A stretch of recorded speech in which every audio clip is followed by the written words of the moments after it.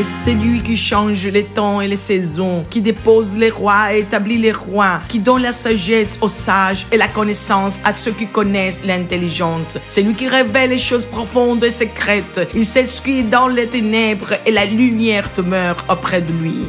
C'est ce qu'il dit Daniel lorsque le Seigneur lui a révélé le rêve de Nabuchodonosor. C'est ce qui arrivera à la fin des jours.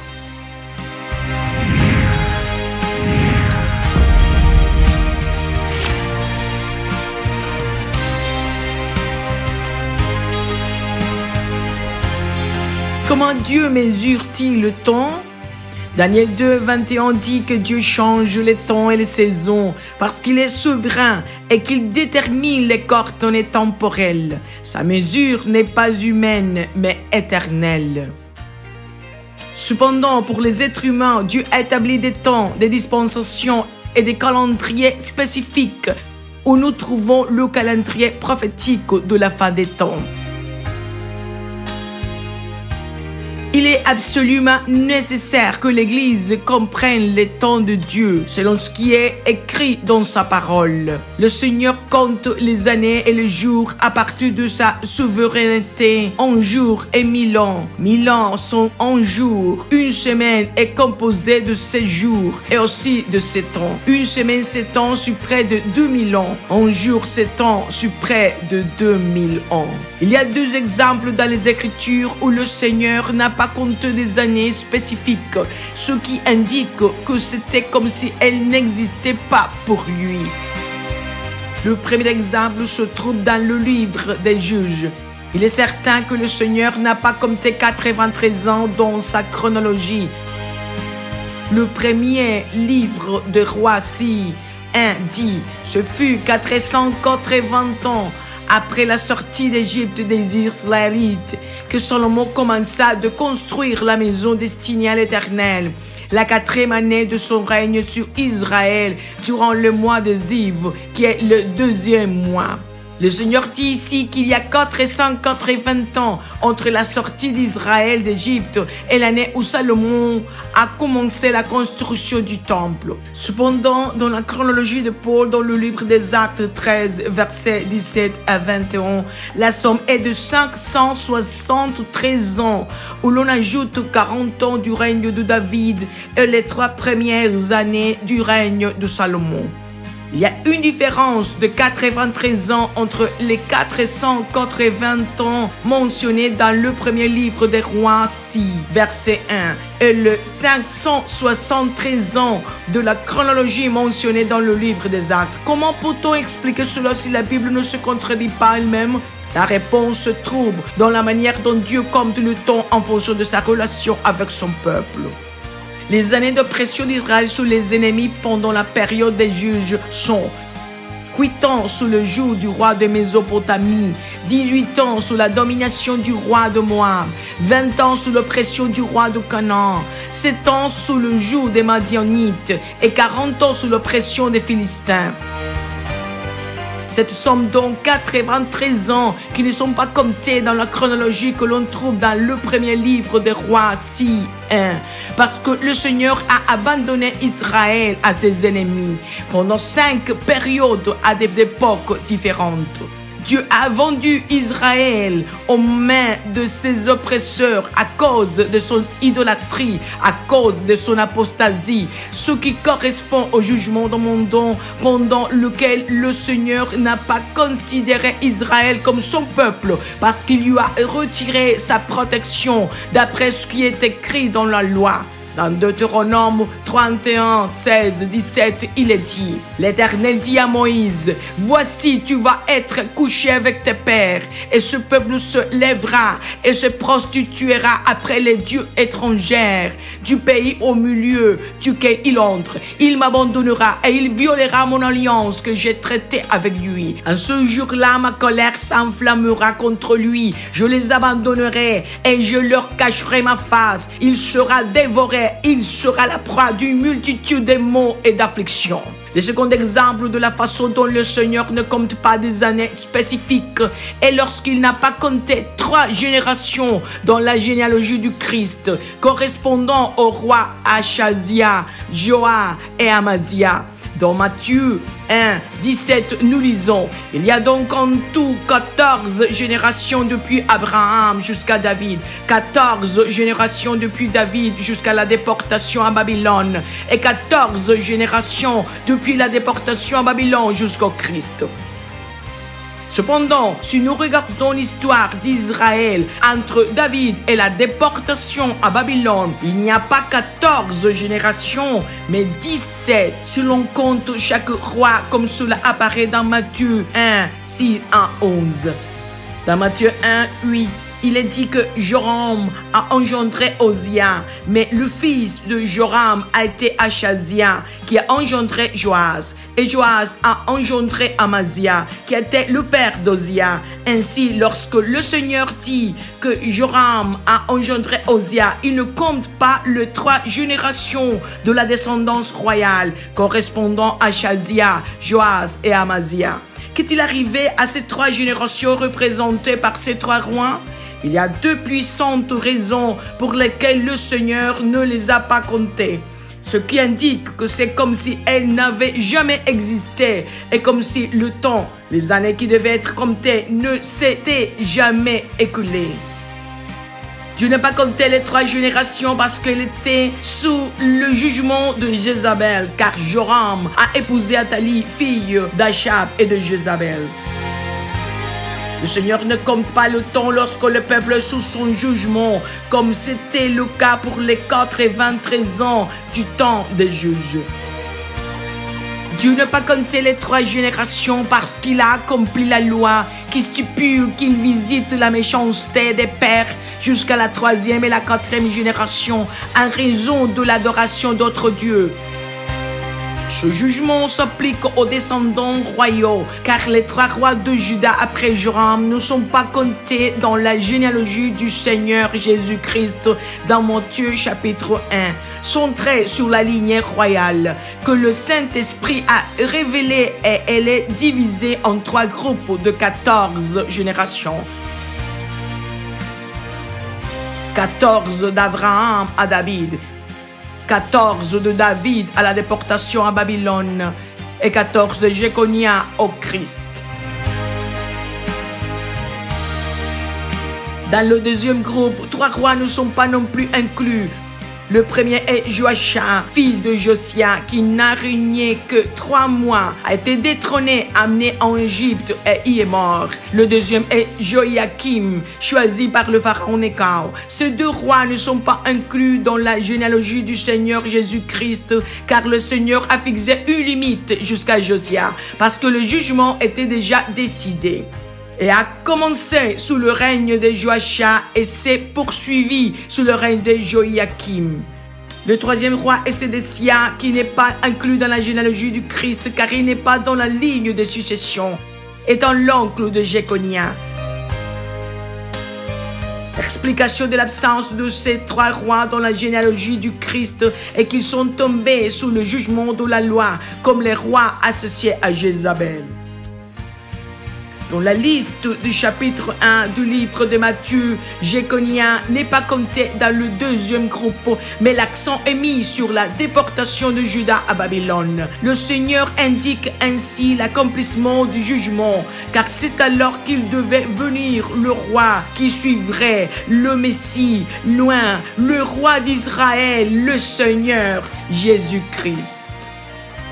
Des générations divisées en groupes de 14 sous le calendrier que le Seigneur a donné à Israël pour qu'il sût avec certitude quand s'accomplirait la promesse de la première venue du Christ, la sémence promise à Abraham, le fils de David, le Messie, l'entrée du premier-né dans le monde. Ce calendrier a été compris par Siméon, mais Israël ne l'a pas compris et n'a donc pas reçu le Seigneur. En plus de compter le temps différemment, le Seigneur l'arrête et ensuite le prolonge d'une manière impossible pour l'homme. C'est le puissant Yazaph. Qu'est-ce que le Yazaph?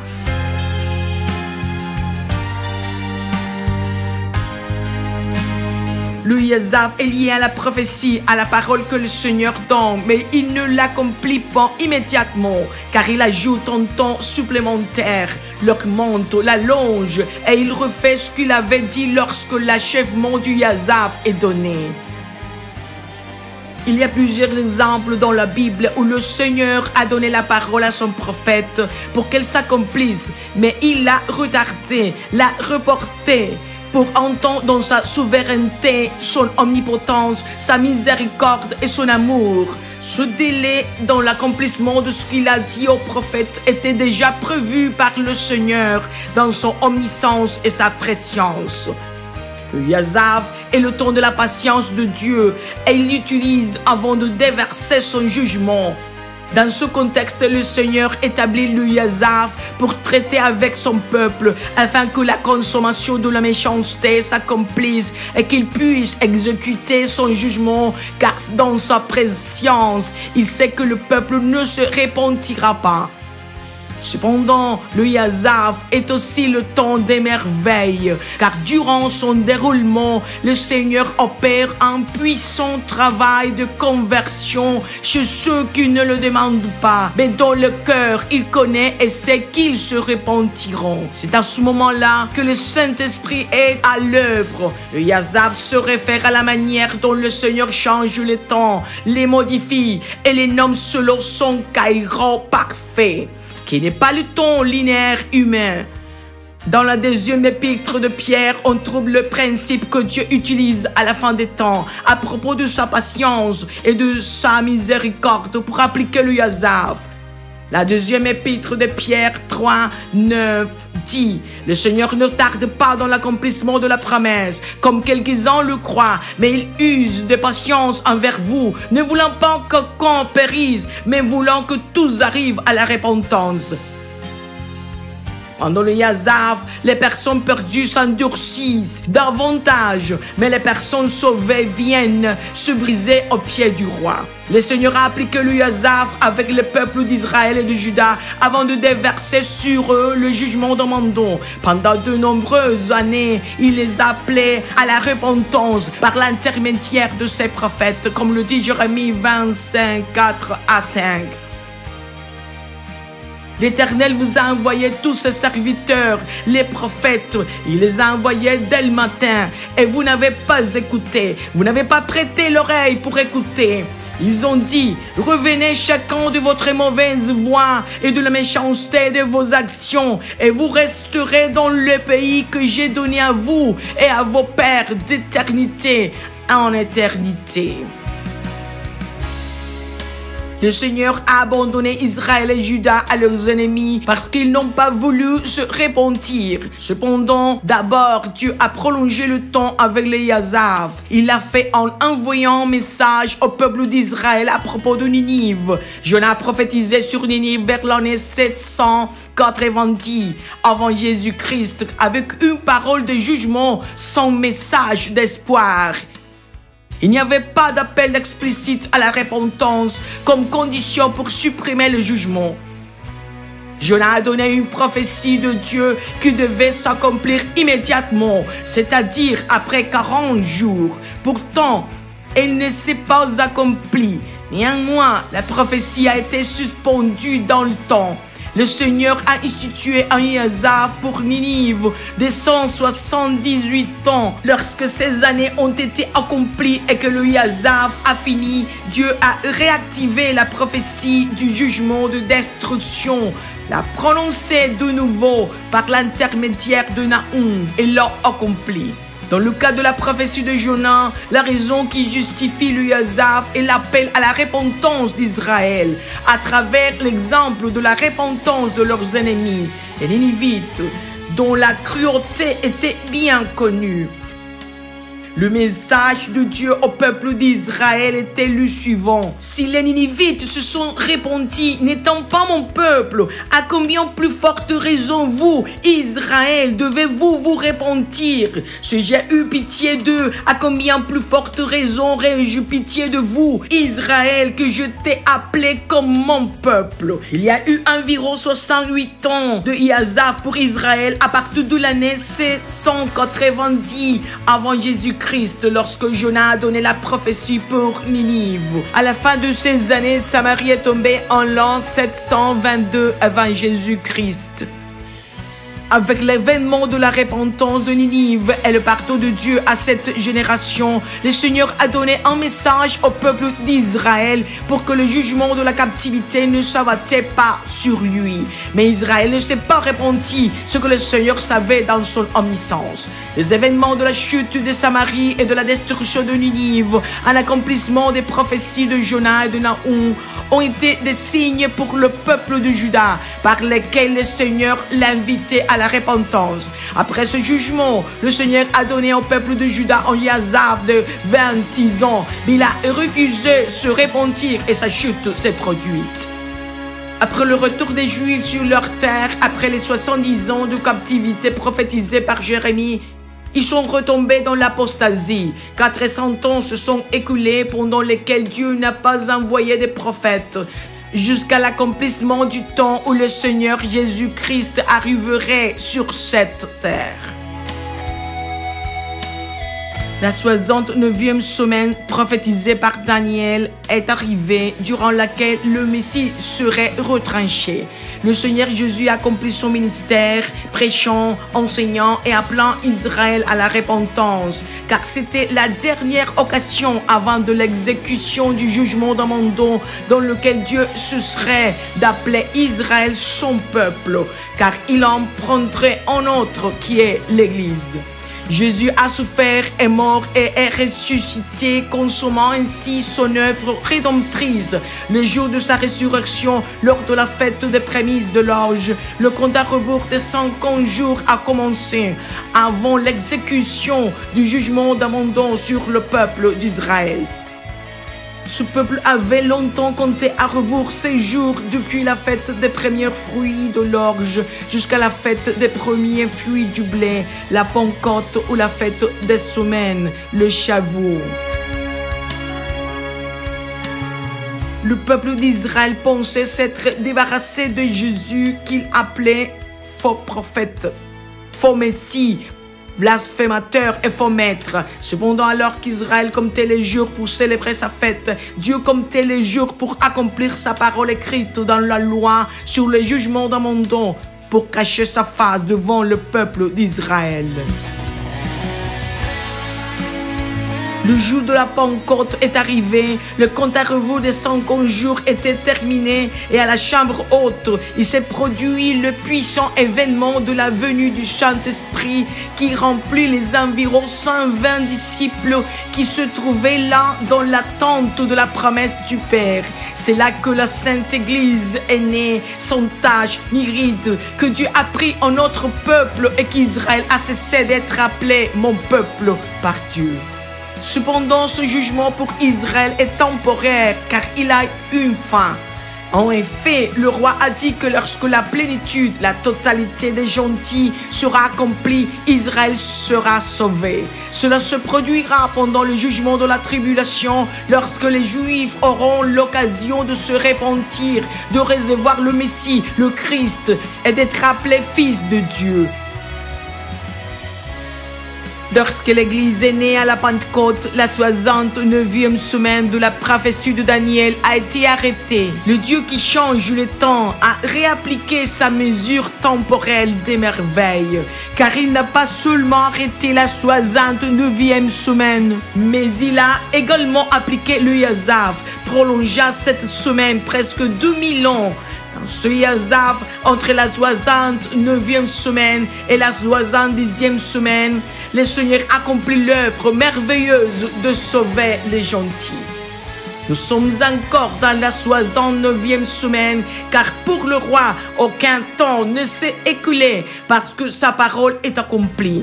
Après la 69e semaine, il suit la 70e semaine. Le roi le déclare et c'est ainsi qu'elle s'accomplit. Une semaine est de 7 ans, les 69 semaines sont 483 ans qui se sont écoulés jusqu'à la venue du Messie pour achever son œuvre de rédemption. Où sont les années qui se sont écoulées depuis cet accomplissement des 483 ans qui ont commencé dès le décret ordonnant de restaurer et de rebâtir Jérusalem? Ces années se trouvent sous le temps souverain du roi, dans lequel une semaine équivaut à 2000 ans. Les 69 semaines sont une semaine de ce temps. Qui déclare cela? Le roi le déclare. Ensuite, il vient la 70e semaine qui correspond à ce temps, qui l'établit comme ça, le Dieu Tout-Puissant qui change les temps et les âges. Le Seigneur a établi un hasard pour l'Église de la fin des temps. Il a comparé l'Église au peuple d'Israël en l'avertissant de ne pas tomber dans l'incrédulité, la désobéissance et l'apostasie. Car si l'Église le faisait, elle subirait aussi le jugement d'abandon que Dieu a exécuté sur le peuple d'Israël.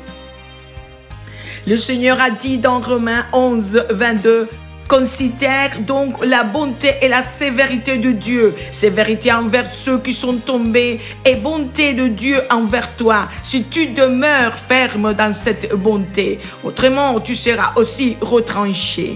Dans ce verset, le Seigneur dit à l'Église, considère donc la bonté et la sévérité. La bonté pour ceux qui demeurent en lui et dans sa parole, mais la sévérité pour ceux qui tombent, référant au jugement d'abandon, être coupé de l'Église, du peuple de Dieu, de l'olivier franc, pour ne jamais y appartenir. Cependant, partout sur la terre, l'Église est remplie du poison de la doctrine calviniste, et dans son orgueil, elle a dit, je ne serai jamais retranché, je suis et je serai toujours sauvé. Le Seigneur n'a-t-il pas mis en garde contre cela lorsqu'il a dit, ne t'abandonne pas à l'orgueil, mais crains, car si Dieu n'a pas épargné les branches naturelles, il ne t'épargnera pas non plus.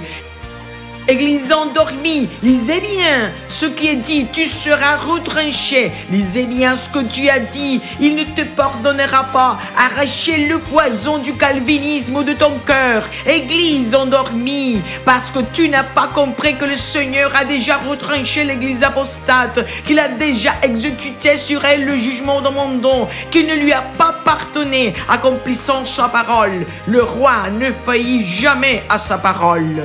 Il a retranché l'église apostate, il a enlevé le chandelier de sa place, il a jeté l'église apostate dehors, il a vomi de sa bouche, la hache est tombée sur elle. Et le Seigneur a exécuté ce jugement de la même manière qu'il a fait sur le peuple d'Israël, avec un compte à rebours de 50 jours.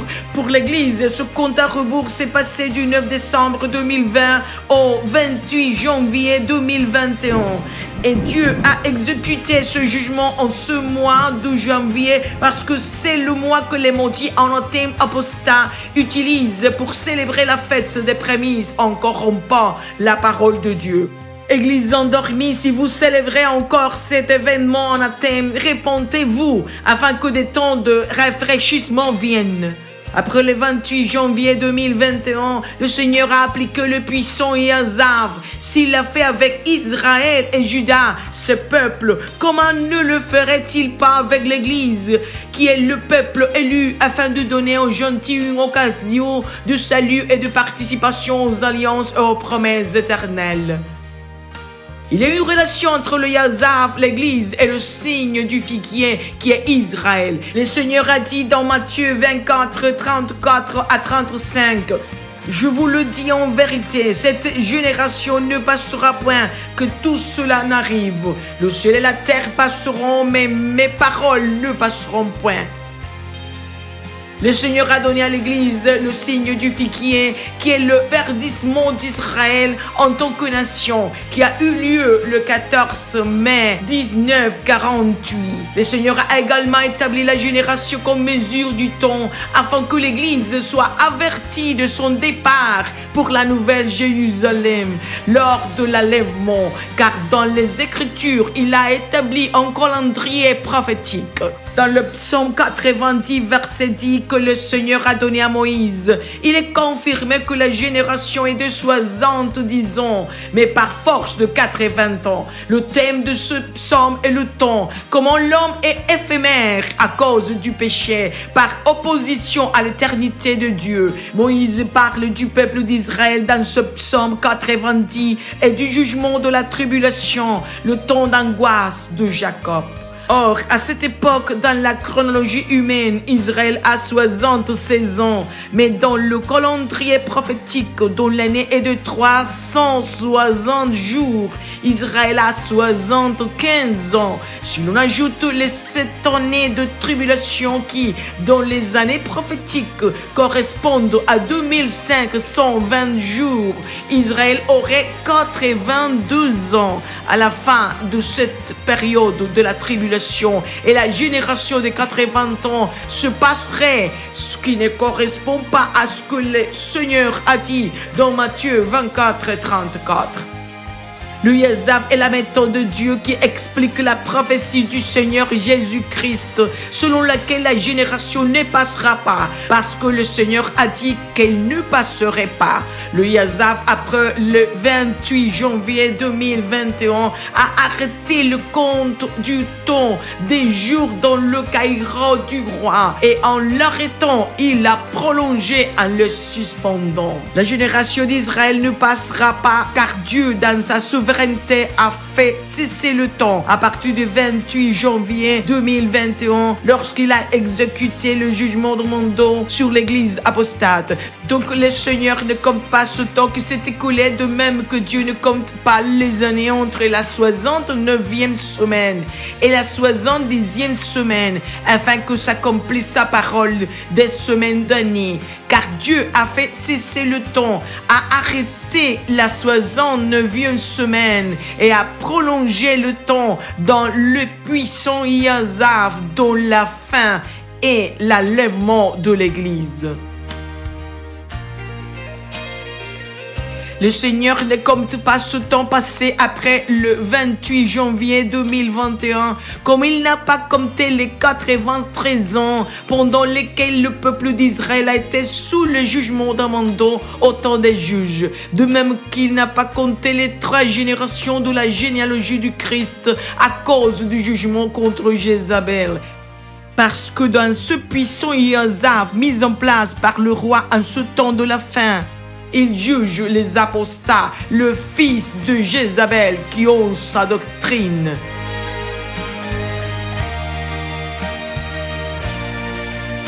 Les jugements d'Amandon et les jugements contre Jézabel, qui est contre les apostats, est la cause pour laquelle le Seigneur a arrêté le temps.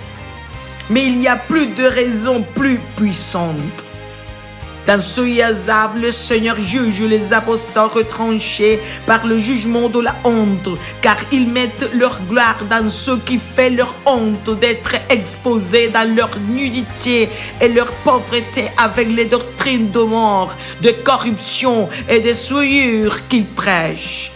Dans ce Yazav, le Seigneur va exécuter le jugement d'Apocalypse 2, 22 à 23 sur la maladie et la mort des fils de Jézabel. La mort physique est la seconde mort.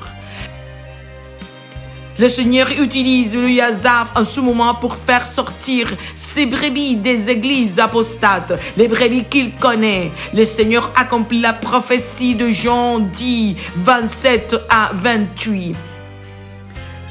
Contrairement aux mauvais serviteurs pour la Sainte Église, le Yazav est un temps puissant, éternel, mais athée. C'est le temps qui conduit au jour et à l'heure de son départ pour la Nouvelle Jérusalem. C'est le temps de son perfectionnement, de sa confirmation et de son établissement pour être ressuscité. C'est l'accomplissement prophétique de l'attente de la patience qui fait partie du calendrier prophétique de la fin des temps, de l'itinéraire de l'épouse que le Seigneur a écrit dans sa parole, car en Hébreux 10, 35 à 39, il dit: n'abandonnez donc pas votre assurance à laquelle est attachée une grande rémunération, car vous avez besoin de persévérance, afin qu'après avoir accompli la volonté de Dieu, vous obteniez ce que vous est promis. Encore un peu de temps, celui qui doit venir viendra et il ne tardera pas, et mon juste vivra par la foi. Mais s'il se retire, mon âme ne prend pas plaisir en lui. Nous ne sommes pas de ceux qui se retirent pour se perdre, mais de ceux qui ont la foi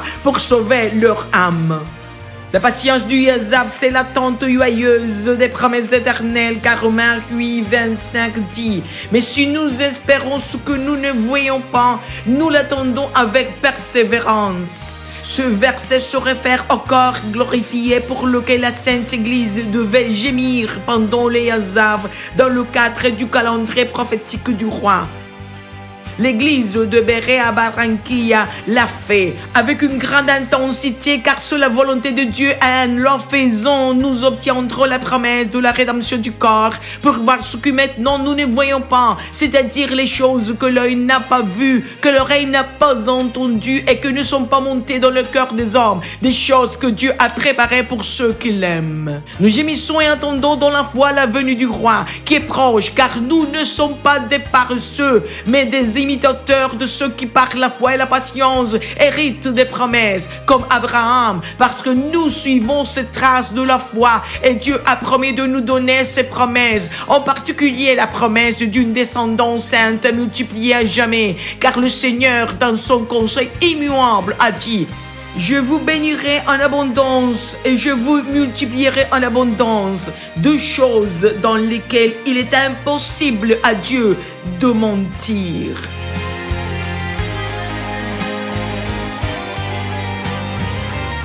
Il y a une fin au Yazav. Le Yazav a une fin lorsque la limite fixée par le Seigneur est atteinte. La limite qu'il a établie dans son omniscience et sa souveraineté. En particulier, dans les Écritures, ce terme Yazav est aussi utilisé pour indiquer que le temps est fini, qu'il n'y aura plus d'attente, donc le Seigneur enverra le jugement. Voyons quelques versets qui le démontrent. Amos 7, 8 dit: l'Éternel me dit, que vois-tu, Amos? J'ai répondu, en niveau. Et le Seigneur dit, je mettrai le niveau au milieu de mon peuple d'Israël. Je ne lui pardonnerai plus. Ainsi parle le Seigneur aux apostats retranchés. Il ne tolérera plus leur prédication et leur enseignement, car il les retranchera de la terre et les jettera à l'enfer. Amos 8:2 dit, il dit: que vois-tu, Amos? Je répondis, une corbeille de fruits. Et l'Éternel me dit, la fin est venue pour mon peuple d'Israël. Je ne lui pardonnerai plus. Ainsi parle le Seigneur aux apostats. Leur fin vient. Ésaïe 1:13 dit, cessez de m'apporter d'inutiles offrandes, j'ai l'encens en horreur. Quant aux nouvelles lunes, aux sabbats et aux assemblées, je ne veux plus de ces rassemblements, de culte des gens qui font le mal. Ainsi parle le Seigneur aux apostats. Leur culte, leur réunion, leur rassemblement, leur semailles, leur campagne sont une abomination et une iniquité à ses yeux.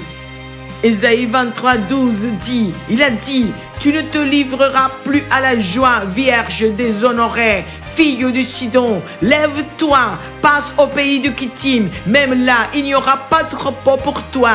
Ainsi parle le Seigneur aux apostats retranchés, anathèmes, maudits. Ils n'auront pas de repos, parce qu'ils subiront un tourment éternel dans les temps de feu. Ésaïe 24:20 dit, la terre chancelle comme un homme ivre, elle vacille comme une cabane, son péché pèse sur elle, elle tombe, elle ne se relève plus. Ainsi parle le Seigneur à l'apostat retranché, maudit, anathème, vous tomberez et ne vous lèverez plus. Ésaïe 47:1 dit, descends et assieds-toi dans la poussière, vierge, fille de Babylone. Assieds-toi à terre, sans trône, fille des Chaldéens. On ne t'appellera plus délicate et voluptueuse. Ainsi parle le Seigneur aux apostats retranchés, maudits, anathème. Jamais plus vous ne serez appelés tendre et délicat, prospère, béni et victorieux. Jamais plus vous n'aurez de descendance. Jamais plus vous n'aurez de gouvernement. Jamais plus vous n'aurez de terre, car la terre promise vous a été enlevée, la nouvelle terre, la nouvelle Jérusalem. Dans le compte à rebours de son conjour, le Seigneur a donné une prophétie sur sa venue, dans l'enlèvement qui était suspendu dans le temps, comme l'était le compte à rebours de 40 jours pour le jugement de destruction sur Ninive. Mais le Seigneur l'activera et l'accomplira certainement. La fin du Yazav est proche. Dans quelques jours, cours,